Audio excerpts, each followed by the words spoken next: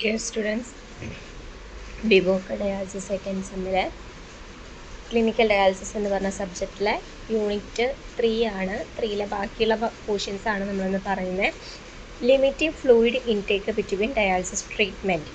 Okay, നമുക്ക് dialysis treatment സമയത്ത് നമുക്ക് പേഷ്യൻസിന് കൊടുക്കുന്ന ഫ്ലൂയിഡ് ഇൻടേക്ക് വളരെ കുറവായിരിക്കണം. അപ്പോൾ അതിൻ്റെ കാര്യങ്ങളാണ് നമുക്ക് ഈ ഒരു ഭാഗത്ത് ഡിസ്കസ് ചെയ്യാനായിട്ടുള്ളത്. നമുക്കറിയാം ഫ്ലൂയിഡ് അവരുടെ ശരീരത്തിൽ കൂടുന്നതുകൊണ്ടാണ് ആ ഫ്ലൂയിഡിനെ നമ്മൾ റിമൂവ് ചെയ്യുന്നത്. ആ സമയത്ത് നമ്മൾ ധാരാളം വെള്ളമൊക്കെ കുടിച്ച് കഴിഞ്ഞപ്പോൾ വെള്ളം എന്ന് മാത്രമല്ല, ഇപ്പോൾ നമുക്ക് ഫ്ലൂയിഡ് ഇല്ലെങ്കിൽ എന്തെങ്കിലും ലിക്വിഡ് ഐറ്റംസ് കിട്ടുന്ന എന്തെങ്കിലും ഫുഡുകളൊക്കെ നമ്മൾ കഴിച്ച് കഴിഞ്ഞിട്ടുണ്ടെങ്കിൽ അതെന്ന് സംഭവിക്കും, നമ്മുടെ ശരീരത്തിൽ ഫ്ലൂയിഡിൻ്റെ അളവ് കൂടുന്നതിന് വേണ്ടിയിട്ടും അതുപോലെ തന്നെ ഡയാലിസിസ് കുറച്ചും കൂടി കോംപ്ലിക്കേറ്റഡ് ആവാനായിട്ടുള്ള സാധ്യതകളൊക്കെ ഉണ്ട്. അപ്പോൾ ഓരോ പേഷ്യൻസിനും നമുക്ക് ഡിഫറെൻ്റ് ആയിട്ടുള്ള ഡിഫറെൻ്റ് ലെവലുകളാണ്. ഇല്ലെങ്കിൽ എത്ര ചിലർക്ക് ഇപ്പോൾ 1 ഗ്ലാസ് വെള്ളമാണ് കുടിക്കാൻ പറ്റുകയെന്നുണ്ടെങ്കിൽ ചിലർക്ക് 2 ഗ്ലാസ് വെള്ളം നമുക്ക് കുടിക്കാനായിട്ട് സാധിക്കും. അത് എന്തിനെയൊക്കെ ബേസ് ചെയ്തിട്ടാണെന്ന് വെച്ചിട്ടുണ്ടെങ്കിൽ അവരുടെ ഫിസിക്കൽ ആക്ടിവിറ്റി ലെവലിനനുസരിച്ചിട്ട് നമുക്ക് ലിക്വിഡിൻ്റെ അളവ് നമ്മൾ വ്യത്യാസമായിട്ട് കൊടുക്കാറുണ്ട്. അതുപോലെ തന്നെ ബോഡി സൈസ്, യൂറിൻ ഔട്ട്പുട്ട്, ഇതിനെയൊക്കെ ആശ്രയിച്ചിട്ട് നമുക്ക് ഫ്ലൂയിഡ് നമ്മൾ കൊടുക്കുന്നത് ഇല്ലെങ്കിൽ ഫ്ലൂയിഡിൻ്റെ ഇൻടേക്ക് എന്ന് പറയുന്നത് ഡിഫറെൻ്റ് ആവാറുണ്ട്. നമ്മളിപ്പോൾ ഒരു ഹീമോഡയാലിസിസ് പേഷ്യൻ്റ് ആണെങ്കിൽ ഒരു 32 തൊട്ട് 50 ഔൺസാണ് ഒരു ദിവസം കൊടുക്കേണ്ട വെള്ളത്തിൻ്റെ അല്ലെങ്കിൽ ലിക്വിഡിൻ്റെ അളവെന്ന് പറയുന്നത്. ഒരു ഹെൽത്തി ആയിട്ടുള്ള പേഴ്സൺ ആണെന്നുവെച്ചിട്ടുണ്ടെങ്കിൽ 100 ഔൺസാണ് ഒരു ദിവസത്തിൽ നമ്മൾ കുടിക്കുന്ന ലിക്വിഡിൻ്റെ അളവെന്ന് പറയുന്നത്.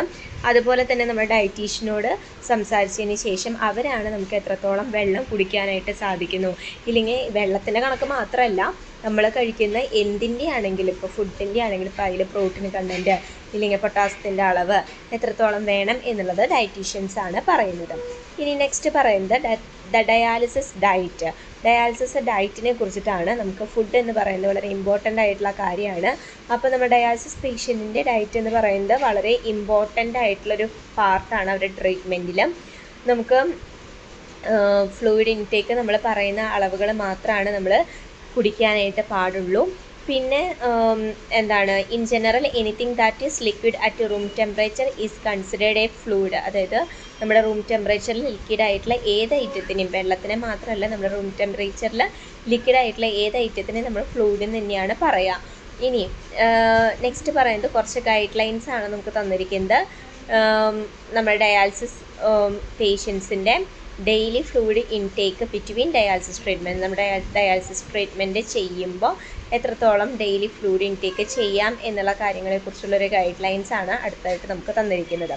ഫസ്റ്റ് പറയുന്നത് നമ്മൾ ഉപ്പ് വെള്ളം കുടിക്കുന്നത് കേട്ടിട്ടുണ്ടായിരിക്കും. അപ്പോൾ ഉപ്പ് കഴിച്ചിട്ടുണ്ടെങ്കിൽ വെള്ളം നമുക്ക് കുടിക്കേണ്ടി വരും. അപ്പോൾ അതുപോലെ തന്നെ സാൾട്ടി ഫുഡുകൾ നമ്മൾ ഒഴിവാക്കാം.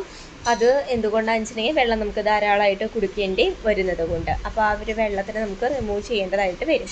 നെക്സ്റ്റ് പറയുന്നത് വാട്ടറും അതുപോലെ തന്നെ അതർ ബിവറേജസ് നമുക്ക് എത്രത്തോളം കുടിക്കാനായിട്ട് സാധിക്കും, അതായത് എത്രത്തോളമാണ് നമുക്ക് അളവ് തന്നിരിക്കുന്നത് അതിനനുസരിച്ച് മാത്രം കുടിക്കാം. പിന്നെ നമ്മുടെ ഫുഡിനാണെങ്കിൽ ഇപ്പോൾ ലിക്വിഡ് കണ്ടെയ്ൻ ആയിട്ടുള്ള ഫുഡുകളാണെന്ന് അത് ലിമിറ്റ് ചെയ്യുക. പിന്നെ നമ്മുടെ റൂം ടെമ്പറേച്ചർ ലിക്വിഡ് ആയിട്ടുള്ള ഐറ്റംസിനെ പരമാവധി നമ്മൾ ലിമിറ്റ് ചെയ്യാനായിട്ട് നോക്കുക.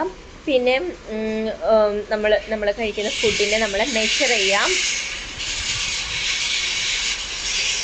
നമ്മളൊരു ഫുഡ് സ്കെയിലൊക്കെ വെച്ച് കഴിഞ്ഞിട്ട് വേണം നമ്മൾ ഭക്ഷണമൊക്കെ കഴിക്കുന്നതിന് വേണ്ടിയിട്ട്.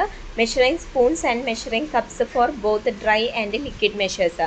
നമുക്ക് ഡ്രൈ ആയിട്ടുള്ള ഐറ്റംസ് ആണെങ്കിൽ, ലിക്വിഡ് ആയിട്ടുള്ള ഐറ്റംസ് ആണെങ്കിൽ സ്പൂൺ അല്ലെങ്കിൽ ഒരു കപ്പ് ഉപയോഗിച്ച് മെഷർ ചെയ്തിട്ട് വേണം നമ്മളത് കഴിക്കുന്നതിന് വേണ്ടിയിട്ട്.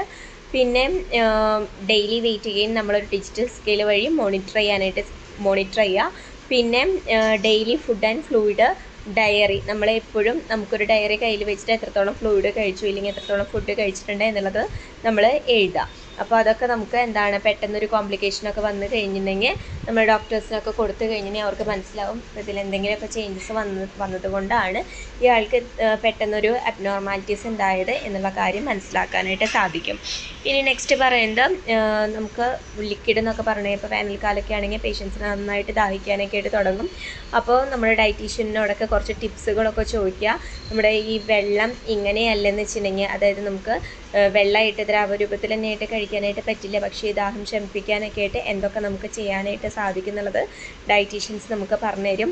അപ്പോൾ നമുക്ക് ഒന്നില്ലെങ്കിൽ ദാഹം ശമിക്കുന്നതിന് വേണ്ടിയിട്ട് സക്കോണെ മിൻറ്റ്, അല്ലെങ്കിൽ നമ്മുടെ പല്ല് തേക്കുക, അല്ലെങ്കിൽ നമ്മുടെ വായിലോട്ട് സ്പ്രേ ബോട്ടിൽ ഉപയോഗിച്ചിട്ട് സ്മോൾ എമൗണ്ട് വാട്ടറൊക്കെ നമ്മുടെ വായിലേക്ക്, അതായത് ആ വായ വരണ്ടിരിക്കുന്നതും തടയുന്നതിന് വേണ്ടിയിട്ട് അങ്ങനെയെങ്കിലുമൊക്കെ ചെയ്യാനായിട്ട് നമുക്ക് സാധിക്കും. ഓക്കെ, അതുപോലെ തന്നെ നമുക്ക് ഓരോ ഡയാലിസിസ് ട്രീറ്റ്മെൻറ്റിലും ഫ്ലൂയിഡ് എന്ന് പറയുന്നത് ഡ്രൈ വെയിറ്റിനോട്ട് താഴോട്ട് പോവാനായിട്ട് പാടില്ല, നമുക്ക് അറിഞ്ഞിരിക്കണം. അതുപോലെ തന്നെ fluid gain between dialysis treatment will occur because kidneys are no longer removing fluid from the body. എന്തുകൊണ്ടാണ് വെയിറ്റ് ഗെയിൻ ഉണ്ടാവുന്നത് അല്ലെങ്കിൽ ലിക്വിഡ് ഗെയിൻ ഉണ്ടാവുന്നത്? നമ്മുടെ ഡയാലിസിസ് ട്രീറ്റ്മെൻറ്റിൽ എന്താണ് നമ്മുടെ കിഡ്നീസ് ശരിക്കും വർക്ക് ചെയ്യാതിരിക്കുമ്പോഴാണ് നമ്മുടെ ശരീരത്തിൽ ഫ്ലൂയിഡ് ഗെയിൻ ഉണ്ടാവുന്നത്. നമ്മുടെ ഡയാലിസിസ് കൃത്യമല്ലെങ്കിലും ആ ഫ്ലൂയിഡ് എന്താണ് നമ്മുടെ ശരീരത്തിൽ നിന്ന് പുറത്തേക്ക് പോകുന്നതല്ല. However, people on hemodialysis may feel better and have more comfortable treatment if they don't gain too much fluid over their dry weight between hemodialysis treatment. അപ്പോൾ നമ്മൾ ഹീമോഡയാലിസിസ് ചെയ്യുന്നത് വഴി നമ്മുടെ ഈ ഒരു ഫ്ലൂയിഡൊക്കെ പുറത്തോട്ട് കളഞ്ഞ് നമ്മുടെ പേഷ്യൻറ്റിനെ കംഫർട്ടബിൾ ആക്കുന്നു. അതുപോലെ തന്നെ dry weight between hemodialysis treatment നമ്മുടെ പേഷ്യൻറ്റ് ശരിക്കുള്ള വെയിറ്റിലേക്ക് എത്തിക്കുന്നതിന് വേണ്ടിയിട്ട് നമ്മുടെ ഡയാലിസിസ് ഹെൽപ്പ് ചെയ്യുന്നു. ഇത്രയാണ് നമ്മുടെ മൂന്നാമത്തെ ചാപ്റ്റർ എന്ന് പറയുന്നത്. Thank you.